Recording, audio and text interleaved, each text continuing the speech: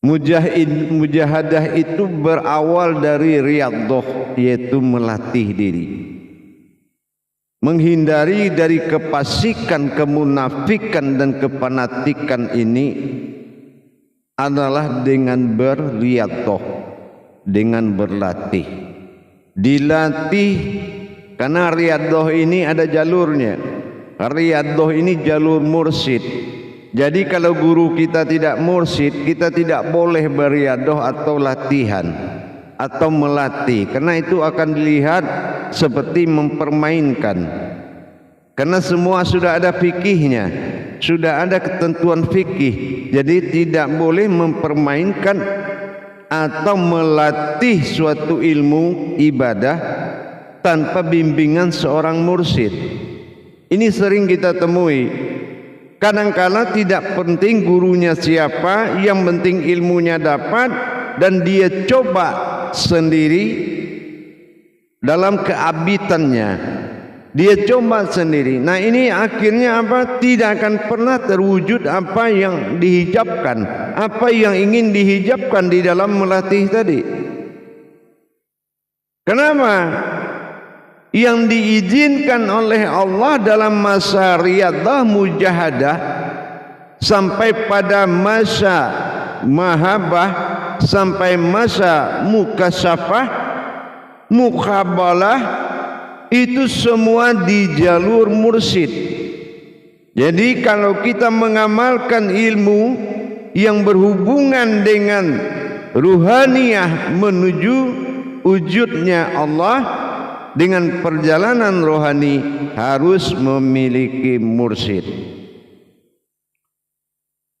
Hal-hal yang harus kita tahu, mursyid ini mukharabatul amarifatun.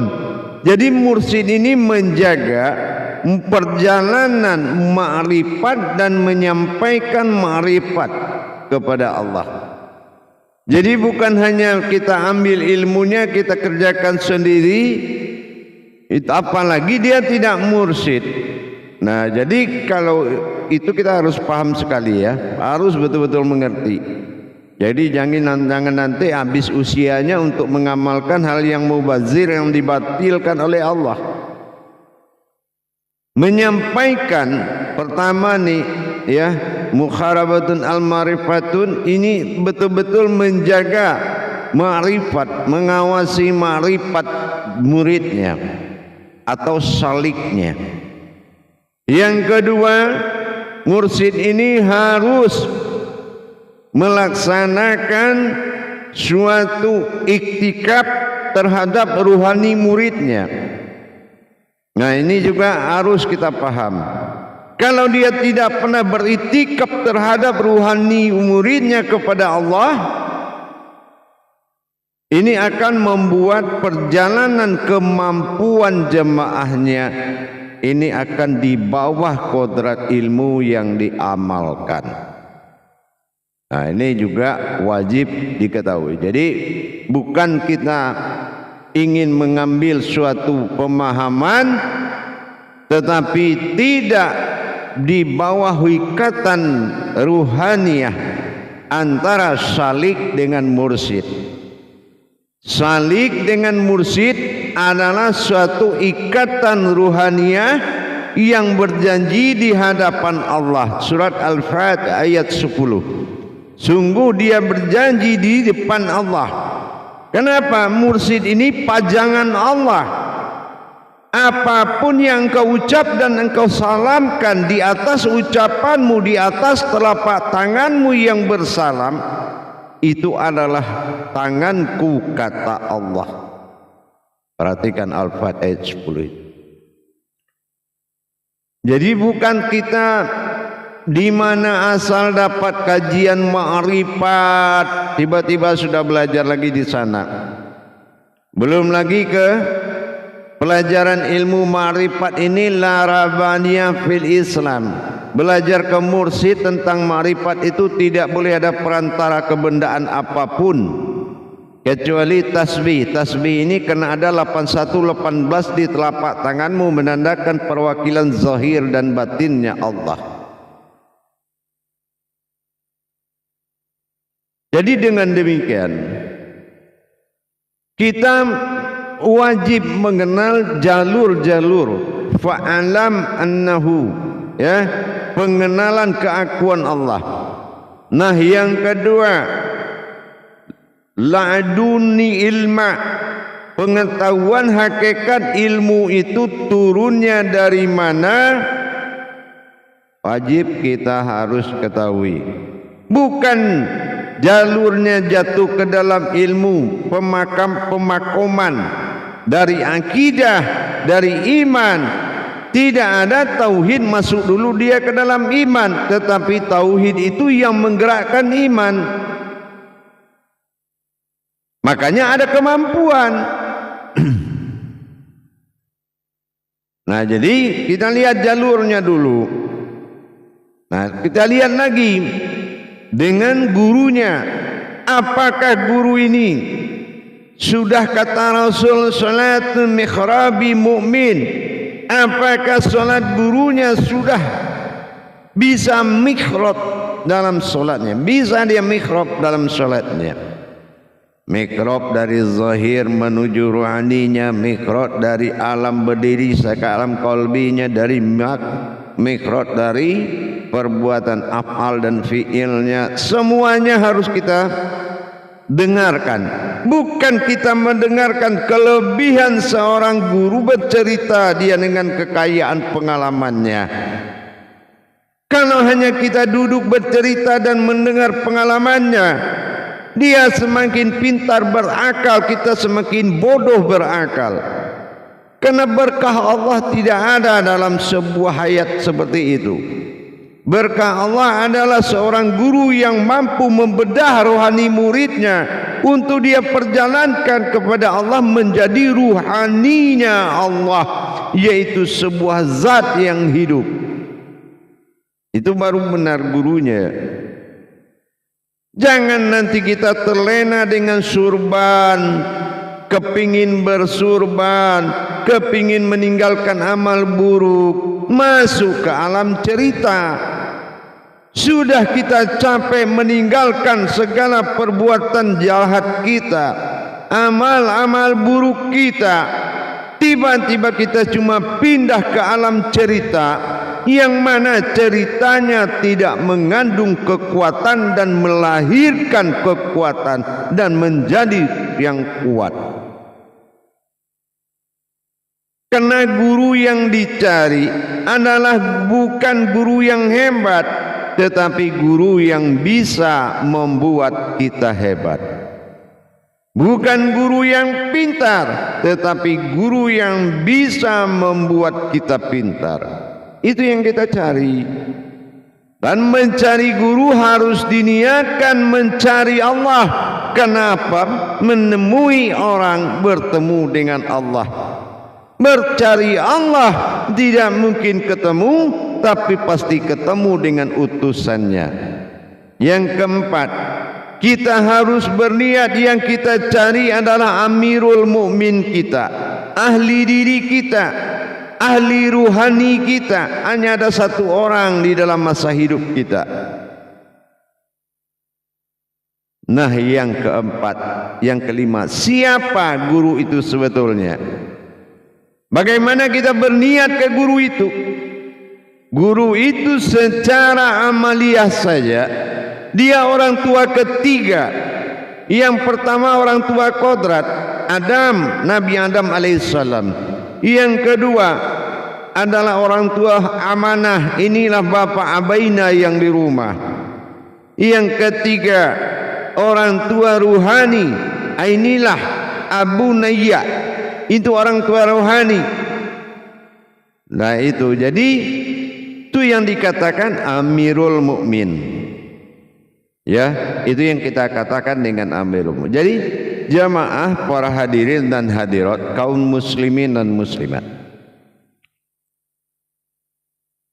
Islam bukan agama sembahan. Saya sudah ingatkan berapa kali, Islam adalah perjalanan diri seseorang kepada Allah, disebut dengan din.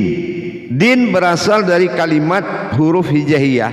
berasal dari hijaiyah atau huruf dal, alif, nun. Dal itu memperjalankan, alif itu adalah rahasia, nun itu adalah hayat atau batin. Ini adalah perjalanan rahasia batinnya Allah. Inilah yang dikatakan dengan an.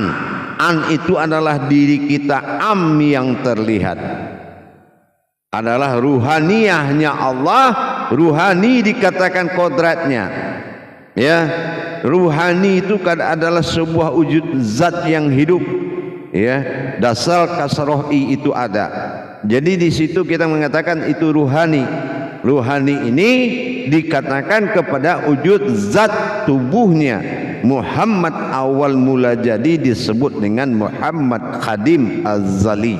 Nah, inilah wujud yang dipanggil Muhammad Khadim Az-Zali. Jadi dengan demikian kita harus benar-benar melihat. Jangan kita masuk dulu baru kita melihat, tapi belajarlah dan rasakan pelajaran ini memang untuk kita atau belum merasakan untuk kita. Inilah prasangka tadi.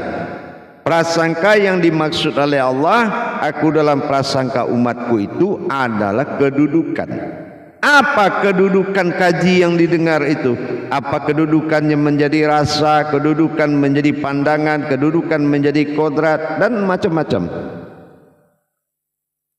Dan keabsahannya dan halalnya untuk diamalkan rahasia Allah itu wajib. Itu baiat, pengesahan batin namanya. Ba itu bara'ah, bakah batin. Al itu adalah perbuatan ruhaniyahnya.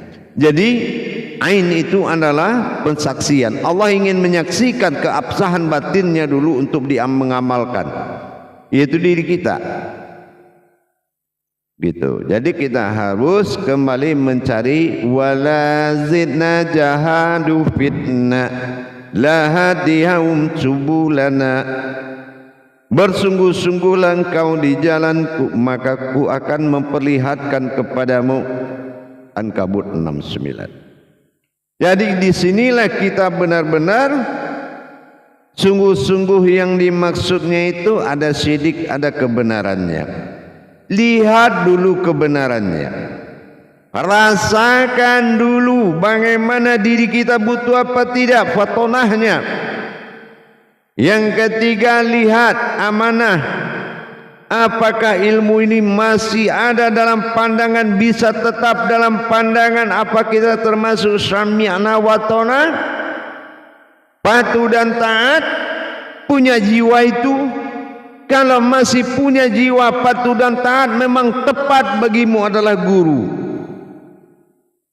Tapi kalau jiwamu belum sami'na wa ta'na tentang apa ketetapan Allah yang akan disampaikan oleh seorang guru, makanya ini menjadi bukan sebuah syukur nikmat, tapi akan menjadi kufur nikmat. Kenapa? Kamu hanya seorang kontraktor hakikat, pencari ilmu, penguras dan perampas makrifat. Inilah dajjal keiblisan yang diturunkan ke bumi ini yang kita hindarkan. Belum apa-apa pengetahuan tentang Tuhan, sudah menjadikan ketentuan-ketentuan yang berhukum syara. Tidak boleh dengar musik, tidak boleh zaman Nabi ada ini, ada itu, ada ini, ada itu. Memang kamu lahir di zaman apa? Kamu sudah ada sebelum semuanya ada. Kenapa terikat dengan ketentuan-ketentuan nafsiyah itu? Kita harus benar-benar tataan terhadap nafsu jangan menjadi tataan diri. Tataan diri itu adalah Allah, bukan tataan nafsu itu. Tataan nafsu bukan untuk diri, tetapi untuk nafsu itu sendiri. Itu yang dikatakan mutmainah tadi.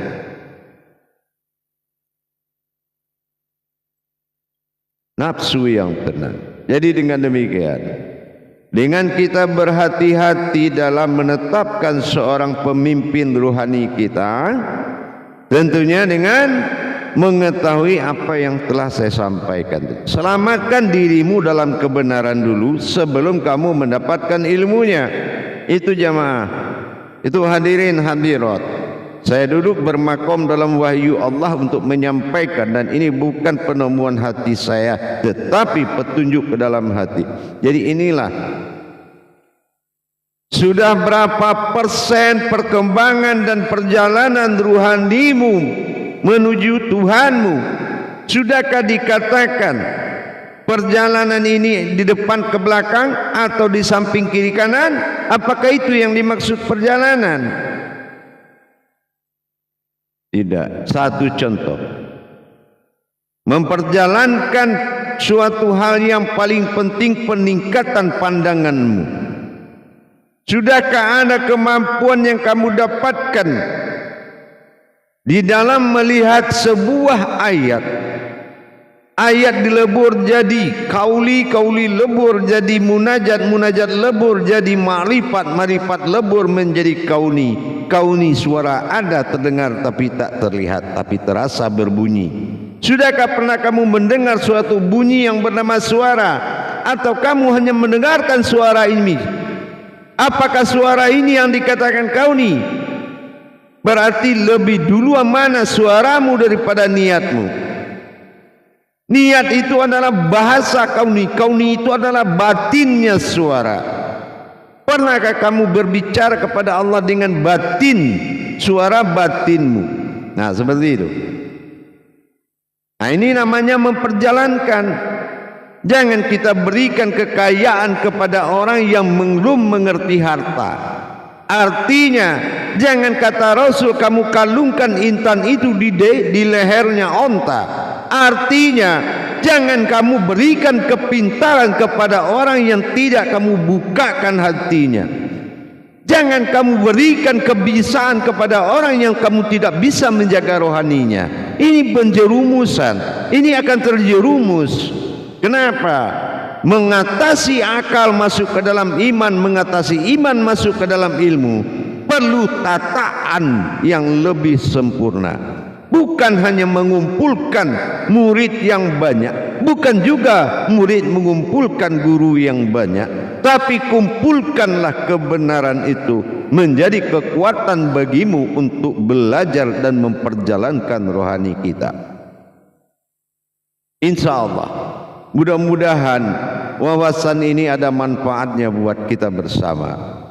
Paling tidak bagi yang sudah bisa, saya hanya mengingatkan. Tapi belum yang paham, yang belum mengerti, maka bersiap-siaplah. Berhati-hatilah di dalam perbuatan rohani.